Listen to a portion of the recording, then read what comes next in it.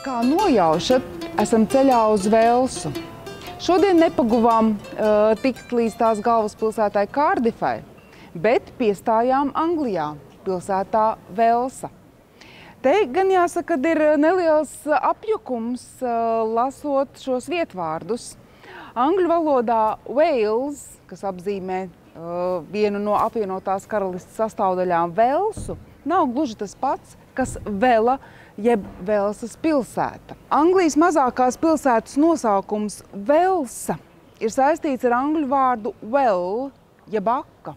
Šobrīd pilsētas rātslaukums ir kluss, vientuļš un pamests, tomēr trešdienās tā nebūtu nav. Šeit pulcējās vietējie lauksaimnieki, kas atved savu produkciju, ko tirgot kā pilsētas iedzīvotājiem, tā arī tās viesiem.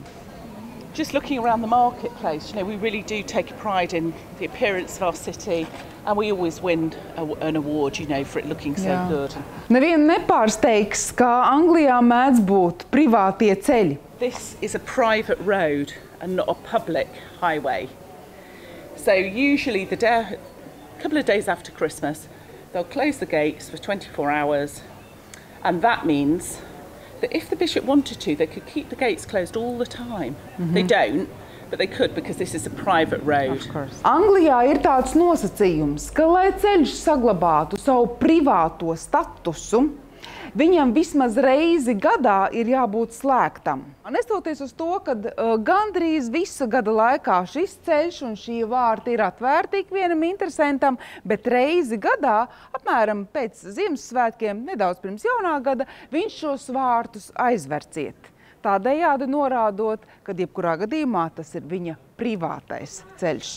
Džonijs Depps, Hugh Grants, Keita Blancheta, Džons Malkovičs ir tikai daži no populāro aktieru vārdiem, kuri šeit ir filmējušies, izmantojot Velas pilsētas unikālo vēsturisko un romantisko atmosfēru. When this was put here in the 1400s, the markets would go the whole way down High Street.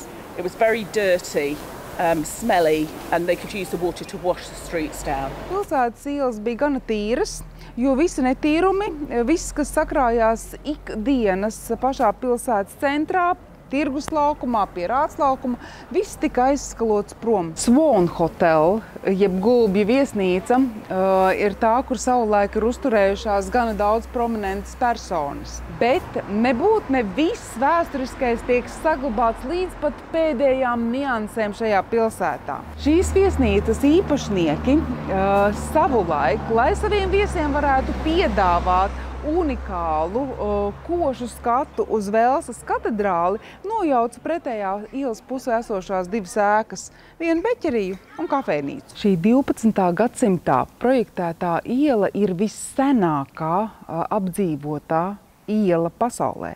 Savulaik šeit uzturējās 42 Velsas katedrāles kora dziedātāji.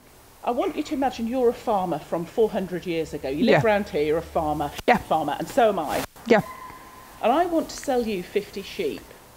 Okay? Now, we can't read or write. We're very nice people, but we can't read or write. And we're going to we're going to agree a price. And once we've agreed the price, instead of signing a document, we're just going to shake hands through the Hokerstone to seal the deal.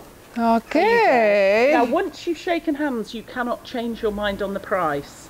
Okay. So it's like a contract. Kalīdzi duosies ceļā.